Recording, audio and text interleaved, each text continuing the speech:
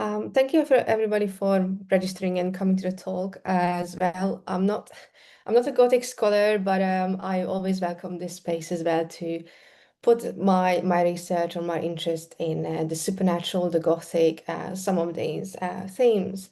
And today what I'm going to talk about is roughly the first one and a half chapter of my book. I will send the link later in the chat as well, where you can pre-order it for your library because it's a very expensive academic book. So I don't expect people to buy it themselves, but if you could pre-order it, that would be nice. I'm going to go through first the structure of my presentation. First, I'm going to talk about the Salem witch trials and lay out the historical context for the witch trials and then link it to the 20th century Red Scare McCarthyism and talk about the parallels between the two witch trials, the one in the early modern period and the metaphorical one during the mid 20th century. I'm going to also look at the context of or the culture of Puritanism in post-war American politics and Arthur Miller's The Crucible that linked the two witch trials explicitly. Then I'm going to discuss how much Plath knew of this. She also saw the Crucible play and talk about her knowledge of the witch trials and how she related to these political discussions. Then I'm going to talk a little bit about the Bell Jar, Plath's novel, The Bell Jar, and the Crucible, doing a comparative reading between those two in terms of the witch hunt and the witch trials. And then I'm going to look at shortly three poems in which Plath explores the witch figure or the poetics of the witch hunt and the witch trials. So the Salem witch trials, they happened between 1692 and 93.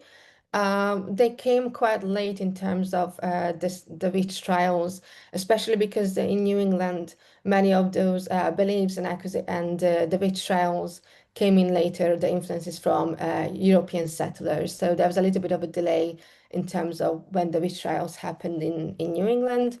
This is the most famous one, mainly because of its bigness and how many people were accused in the trial, with over 200 people accused and 19 were executed by hanging. It started with in the household of Samuel Parris, who was the Puritan minister at the time, became a Puritan minister roughly 3 years before the trial started. He was before a merchant and a plantation owner, and when he moved to the neighboring area from Boston then to Salem with his family, he also brought his slave Tituba with him. The accusation started in the Paris household with her daughter Elizabeth Paris and Elizabeth's cousin Abigail Williams performing or having this kind of fits or delusions. And then they accused the slave Tituba of committing harm on them by witchcraft. I will talk about these weird acting out of the girls in the next slide as well. So the accusation snowballed with over than 200 people accused because normally you could only have like two choices to what to do. If you were accused, if you confessed something, then it was, better if you would accuse someone else as well, because then you have a better chance of escaping the hanging. But if you confess to be a witch or committing witchcraft, then you were hanged. If you did not confess, then many people were kept still in prison, and many of them died as well in prison. So you couldn't really win after you were accused in the trials. The crimes of the accusers included making pact with the devil, harming the little girls, committing harm on other people in the village, and thank godly, the Salem trials are very well documented, which is also kind of a unique feature of these trials, especially comparing it to the European witch trials. And you could see all the court documents online, the original records and the transcripts as well. I looked at to some of them with my students when we were talking about the Salem witch trials in one of my classes last year. So causes and contributing factors, the culture and religious background context of Puritanism, especially the strict gender roles on how girls, how women, especially children should act. And nowadays, most of the kind of scholarly work kind of links that kind of strict Puritan culture to why the girls were acting out, as well as later on after the trials, it was a couple of decades after the trials, another little girl who was accusing others in the trial wrote a letter where she confessed that they actually made up a lot of these accusations, and she made a public apology. So these were kind of almost like childish plays for them. They're just trying to pass time, probably. Um, this was also a culture of slavery and racism. And why Tituba was the first to be accused, it's very telling in terms of what was happening at the time. And there were also prejudices against other religions and traditions. She was coming from a different culture, and so many of those folkloric beliefs could have been perceived as witchcraft. There were a lot of community tensions in Salem and its neighboring villages, mainly because of the new settling communities. And so many of the people who were accused, they were accusing each other from the neighboring villages, not actually just from Salem. And finally, why so many people died and were accused is the undeniable role of the abuse of institutional power, both by the Puritan ministers and the judges themselves. I wanted to talk a little bit about Tituba, or nowadays also maybe called Titiba or Tataba. So her name is it's an unknown origin, and in the Salem trial transcript, there are different writings of her names. She was most likely coming from Barbados, from a plantation. And in the trial documents as well, she has a changing name and characterization in terms of her racial identity. Some of the trial documents wrote of her as Native American. Then in some cases, she appears as half Indian, half Black. And later on in fictional historical retellings, she appears as a fully Black person. And that shift also reflects the racial tensions in American society, moving from the conflicts between Native Americans and the white settlers to then the civil rights movement later in 20th century. Her role in the trial was as well intertwined with colonialism, witchcraft beliefs, and racism. And it shows that the fate of witchcraft was developed from the same source as racism and xenophobia, the fate of the other. The early modern witch trials and linked well to the political witch trials of McCarthyism or the Red Scare, because of the puritanical culture, the culture of purity is well returning in a post-war society in America, a return to very strict gender roles, especially for women who were mainly confined in the domestic setting, and femininity was also quite restricted. During that time, there was a politics of fear, similarly scapegoating, in which the enemy was Russia or the communists or anyone who did not conform to societal norms. So this fear of the other could be whether it was the early modern period witches, the devil, communists, or homosexuals, anyone who did not conform to the societal expectations and norms. And Miller's Crucible was the first one to make the direct parallels between the two in terms of a fictionalized retelling, but there were other forms of retellings as well during that time. I want to as well put this quote from a book I read recently on the haunted states of America, the Gothic regionalism in post-American fiction, by James Morgard, that highlights that the puritanical use of passive-aggressive policing and violence was part of and reinforced in mid-20th century New England. So in that part of the book, she also looks at Plath's bell jar in terms of that kind of puritanical culture, and so that was something very interesting to learn about as well. Before moving on, I wanted to show you a couple of pictures. I was lucky enough to go to Salem in 2023, and I went to the Salem Witch Museum. That's the most famous witch museum in Salem, which has a lot of different witch-related themes.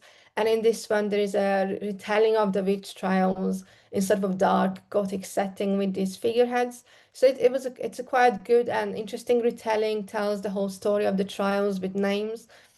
And after this kind of narrativization of the Salem witch trials, there is also a lot of educational materials on witches and the witch hunt. And the museum is very focused as well on educating people on the politics of scapegoating. As you can see on the left, they have this big board with a fair, a trigger, and a scapegoat, moving from as well the early modern witch hunt to post-war American society, and how certain groups of people become scapegoats or being blacklisted. On their website as well, you can there's a similar generator, so you can even write to them a fear, a trigger, and a scapegoat, and you can see what others wrote in as well, what kind of other forms of witch trials they can see. Now I wanted to move and jump a little bit to the key political context and moments of post-war America that shows us the parallels as well. We have the operation of the House Un-American Activities Committee that was blacklisting people and questioning people, interrogating many famous artists as well, like Arthur Miller, because of their communist or perceived communist affiliations. We have the establishment of the FBI, with the first director being J. Edgar Hoover. We have as well, by the FBI, the demolition of the Communist Party, Joseph McCarthy being elected as a senator and being a very important figurehead in the early 1950s politics. We have the culture of domestic containment. That meant that while the culture is as well was highly sexualized, sex was restricted within the family and within a marriage. So sex was okay if it happened within a heterosexual marriage, but outside of that, it was a taboo topic. We have a strong return of Christian beliefs, and the rhetoric of Christianity being used and employed in Cold War politics. Politicians like McCarthy um, often talked about that the US is a Christian country against the atheist or Satanist Russia. And then in 1953, we have the execution of Ethel and Julius Rosenberg as the sort of peak of McCarthyism, who were accused of nuclear spying. The Crucible fictionalized the Salem witch trials in that year of 1953. It debuted on Broadway in January 1953, so just some months before the Rosenbergs were electrocuted. However, they were already in the trial. They were already accused in 1951. Miller acknowledged that he made this parallel, but it's a bit of an imperfect parallel, because there were never any witches, but there certainly are communists. And in the play, he made parallels between the Rosenberg couple and Elizabeth and John Proctor, who were accused in the witch trials. However, their role was not as big, but he wanted to make a parallel between the two couples, so he put them in the center of the play. As I mentioned, this was not the only fictionalized retelling at the time. He sought inspiration from a historical fiction, while other writers like William Carlos Williams and Shirley Jackson also wrote fictionalized retellings of the witch trials. And one of the most important features of this play is that he aged up Abigail Williams, who was 11 or 12 years old at the time when the accusations happened, to 17, become a sort of highly sexualized teenage girl who, because of her unrequited love and sexual relation to John Proctor, starts accusing Proctor and his wife of committing witchcraft. So in a way, Miller made her the main antagonist of the play. Plath lived during that time. She saw the Crucible in May 1953 on Broadway and reported to her mother that it was a good play on the Salem witch trials. She also recognized similarities between the persecution of witches and the modern political scapegoating. Plath also spent that summer of 1953 in New York when the Rosenbergs were electrocuted and commemorated that summer of internship in the Mademoiselle magazine in the bell jar. In the Plath archives, there is a senior high school paper that she wrote on Horton's novel, The House of the Seven Gables. And this is a quite long, 41-page long high school paper in which Plath not just performs a literary analysis of the novel and other Horton short stories, but makes a good comparison and references a lot of the historical context of the witch trials. Plath compared in this high school paper the early modern witch hunt to the racial injustices of the mid-20th century, particularly on racial minorities. So she was quite aware of the politics of persecution and these injustices that happened throughout history. She mentions in the paper the role of Tituba in the trial, so she knew a lot about the actual factual happenings of the trial, and even mentions the Puritan clergyman Cotton Mather, whose books on witchcraft beliefs were highly important as well in the Salem trials. In the paper, Plath also quotes from the Encyclopedia Britannica on witchcraft laws, and Plath also grew up near Boston and later lived there, which is only about a 30-minute train ride from Salem. However, I do not have a hard evidence that she has ever visited Salem, but I would hope so that she did. Plath's political affiliation with post-war politics or early Cold War. So why she was not ever investigated. Many of her teachers at the Smith College were under investigation by the House Un-American Activities Committee. She had strong anti-war and anti-bomb sentiments, and I mentioned because of her comparing the witch trials to the racial riots of the mid-20th century. So she empathized a lot with marginalized groups and these political injustices. Co-wrote an article in the Christian Science Monitor on banning the atomic bomb.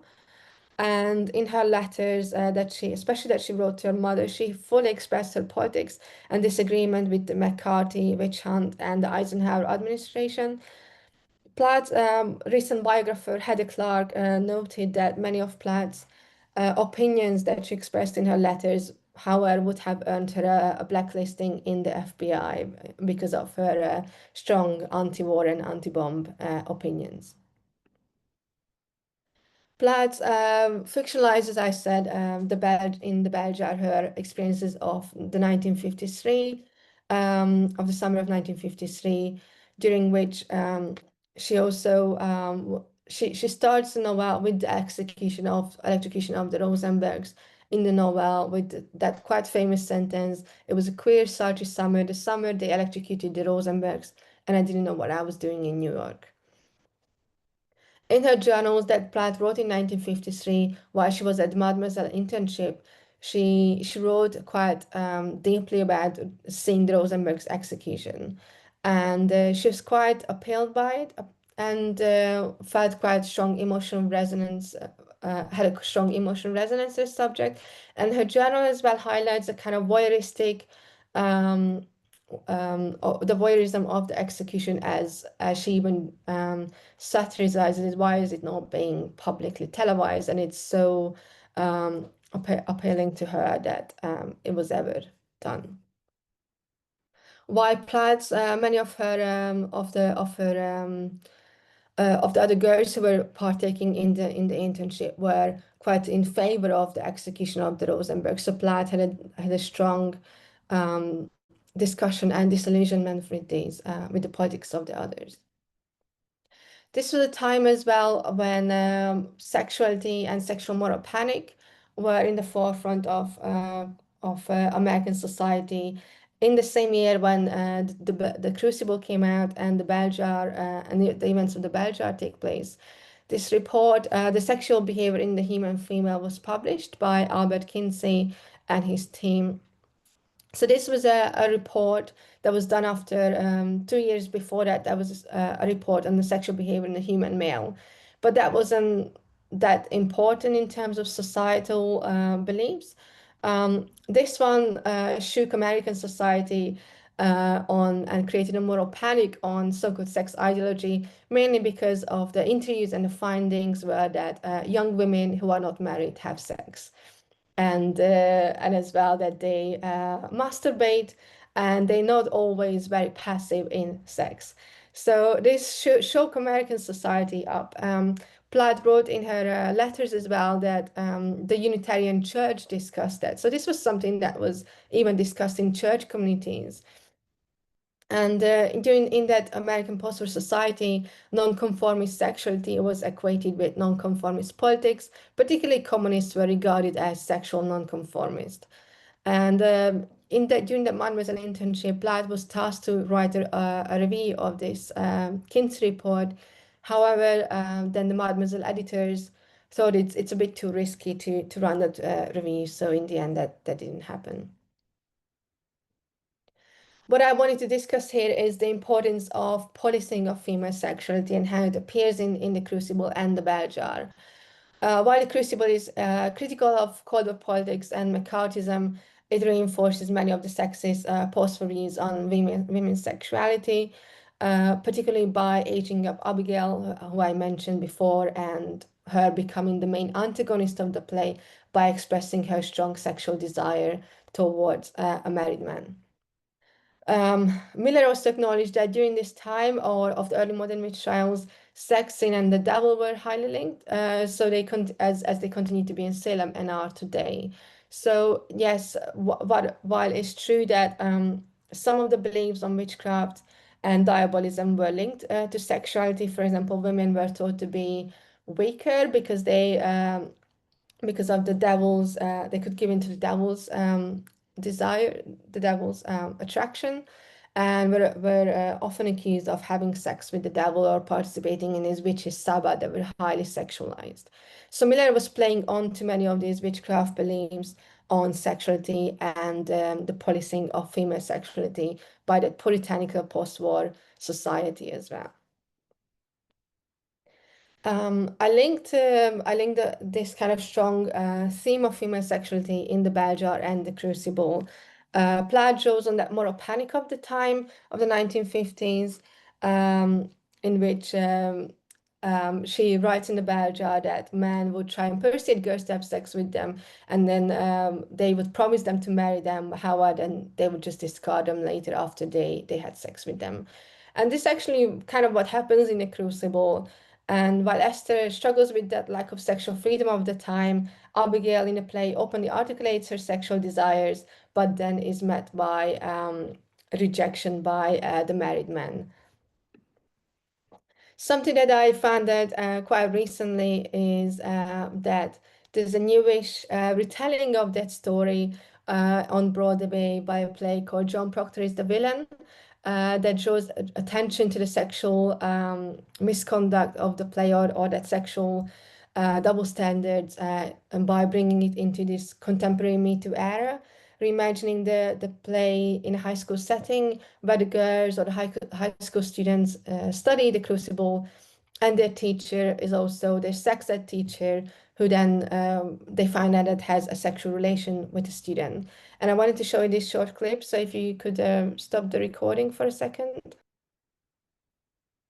Thank you.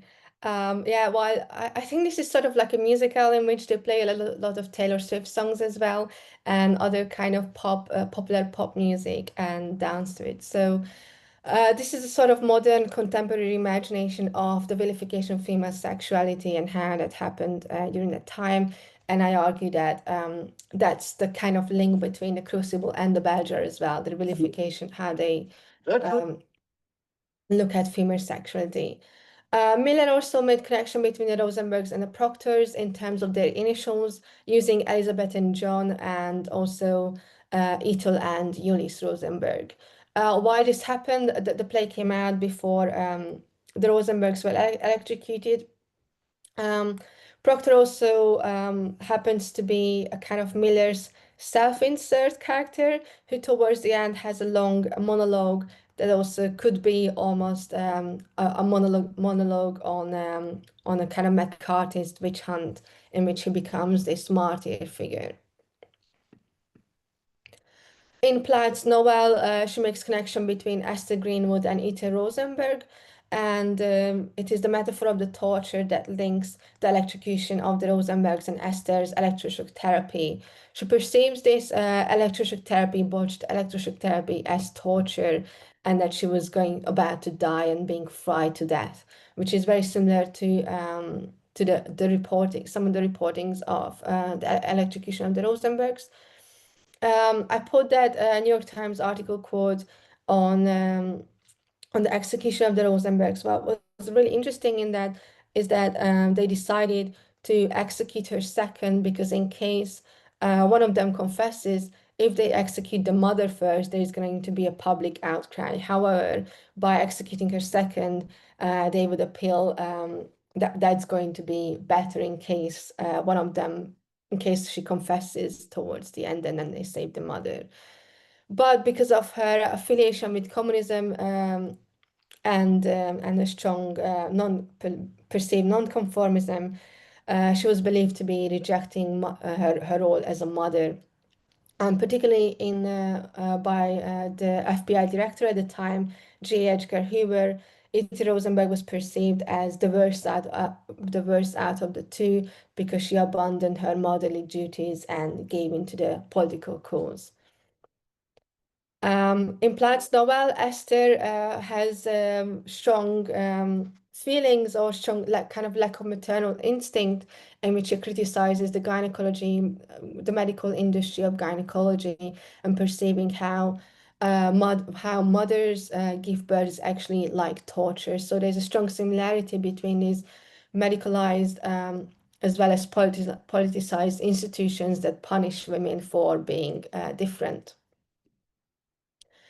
I link these with the witch figure, while in the early modern period, witches were thought to be, these were the characteristics of witches. They were perceived to be nonconformist, disobey societal rules, particularly on gender. Some of them were described as melancholic or depressed, have a sharp tongue, curse others.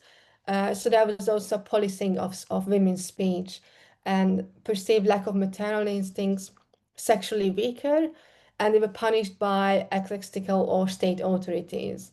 The witches that I call in the post-war period were also societal nonconformist, had ambiguous feelings towards motherhood, or were framed as bad mothers, perceived to be sexually promiscuous, and also punished by state authorities, whether it is a mental institution or a political execution. I use this term Cold War witches in my book as well, that I argue in that this return of Puritan morals in the 1950s symbolically reinvented witches in the Cold War and during McCarthy's witch hunt because of women's non-conformist sexuality being in the center of that. In Plath's novel, Esther shares discontent with this post-war societal expectation on gender and female sexuality and women's domestic roles. Ita Rosenberg was framed as both as a gender and political rebel, and in Miller's play, Abigail Williams' promiscuity and malicious behavior makes her the real villain of the play, while she's not a witch but the accusee. But these women share the similarities between them and in terms of how the witch figure is used. I'm going to jump to now Plath's poems, in which I'm going to discuss three of them quite briefly. Two of those are poems that she was interested in, the historical retellings of the trials, and one of them is much more metaphorical. This is her first witch hunt poem titled The Times Are Tidy, that she wrote in 1958. This is a quite short poem and has a kind of easy rhythm and nursery rhyme-like language. It is the last stanza that's quite interesting. So this poem contrasts the contemporary male hero with the crone of the past, a witch of the past. And the last stanza goes, the last crone got burned up more than 8 decades back with the love hot herbs, the talking cat, but the children are better for it, the cow's milk cream an inch thick.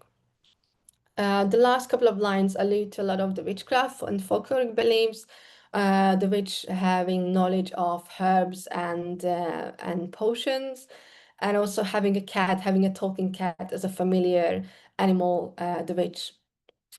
The last line, the cow's milk, a cream inch thick, references to beliefs on fluids during the early modern period, particularly on milk, that were believed that witches could turn into to cream or thicken it, or milk turning into blood. So that there was a lot of these superstitions and beliefs around milk and not just cow's milk, but as well breast milk, because of the scarcity of food, and particularly cow's milk being an important resource for people. What's interesting in his poem that while Plath had quite good knowledge of the early modern witch hunts, she references the burning of this last crone, which was factually incorrect at the time because it's only two countries that they actually burnt witches, Scotland and Germany. In Europe, so as well in England, in New England, they did not burn witches. So this is much more of a visually appealing imagery. And 8 decades back of the poem was 1878. So that was the late 19th century, while there were no more beliefs anymore on diabolism and devils. There were different spiritual beliefs and spiritual movements, mainly mesmerism and Christian scientism. Christian scientists were highly popular. And in 1878, there was a trial in the Salem Supreme Court, while the accusation itself did not happen in Salem, but a neighboring village, Ipswich, in which this person, Daniel H. Spofford, was accused of committing harm on a disabled girl by animal magnetism, which was mesmerism.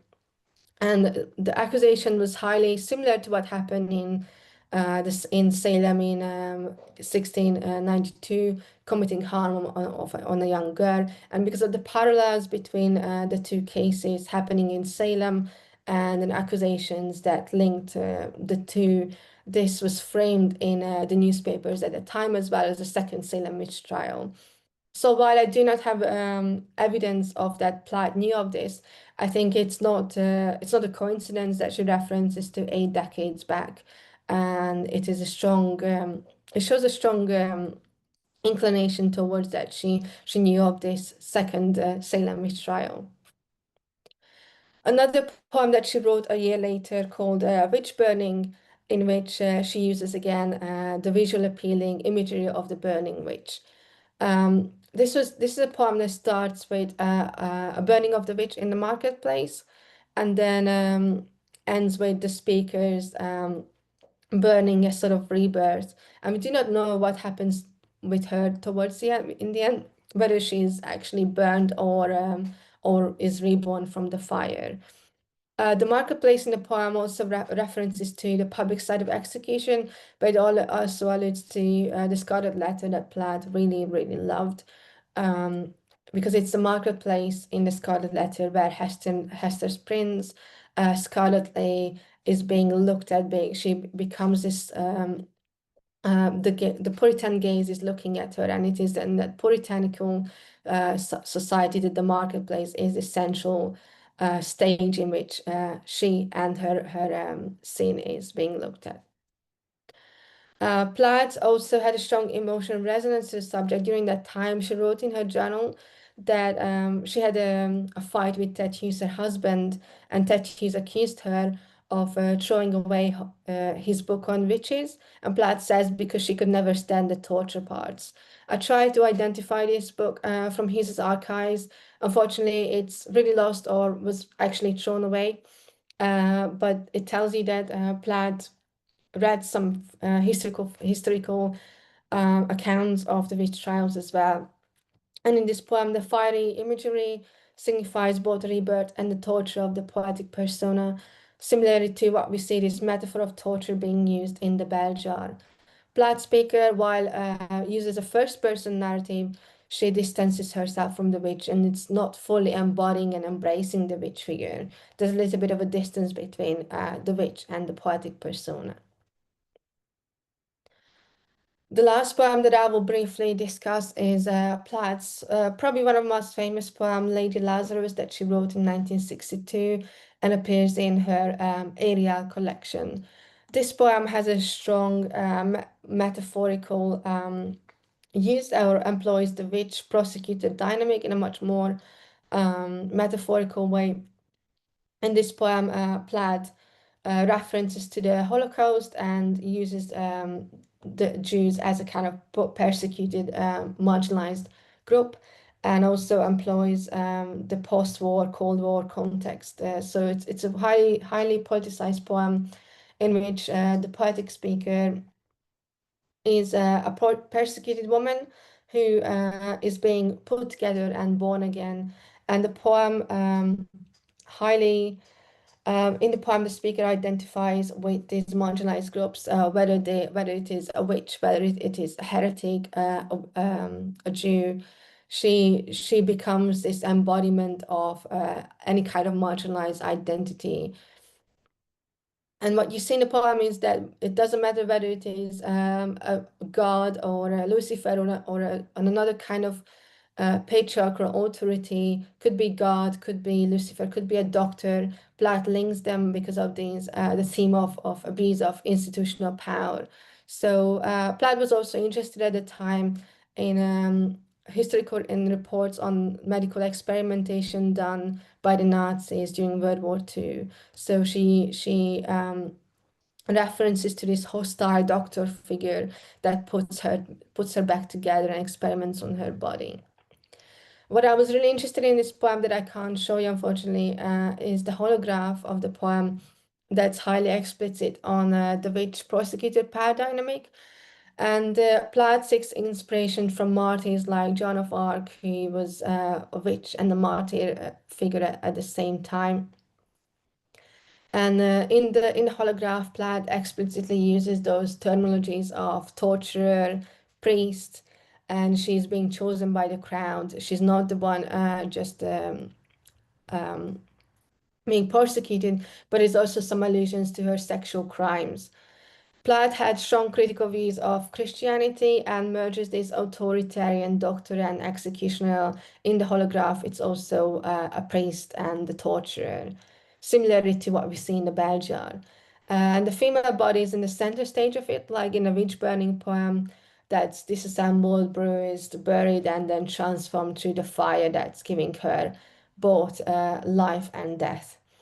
And the poem interrogates the body politics and particularly a gendered body politics and female autonomy and portrays the speaker's torture as a striptease.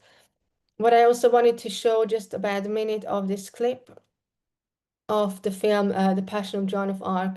It's a French silent film that Plath saw in the cinema and in the mid 1950s and wrote about it that she will never forget the end part where John is being burned at the stake. And I think some of these poems like Witch Burning and Lady Lazarus seeks inspiration from this scene. So it's a quite long scene towards the end of the film, and she's burned at the stake, and we see her long, prolonged suffering and being burned by the fire. And to conclude my presentation, I think reading the Crucible in comparatively with the bell jar is quite fruitful and reveals their shared interest in oppression and critiquing authoritarian politics, but also the vilification of women's sexuality. While the Crucible is not critical of that, Plath's novel is, and they share this interest or have similarities in the way in which they portray patriarchal institutions that punish women. I believe that Plath is a political writer, while this is something that's not talked about a lot. Many of her poems and private letters, journal entries show that she was really engaged with politics at the time and uses this more metaphorical, subtle prosecuted power dynamic to talk about whether it is the early modern witch hunt or post-war politics. Her poems also communicate her very clear knowledge of the witch hunt, and many of these poems are not just a sort of proto-feminist experimentations on embodying the witch figure, but they communicate a strong knowledge of the witch hunt and as well as engagement with post-war politics. And her witch figure is very a multidimensional figure that embodies that martyrdom, modern scapegoating, societal injustices, and something I could not talk about today, but also maternal malice in some poems. And I will link to you my forthcoming book that discusses this further. Thank you.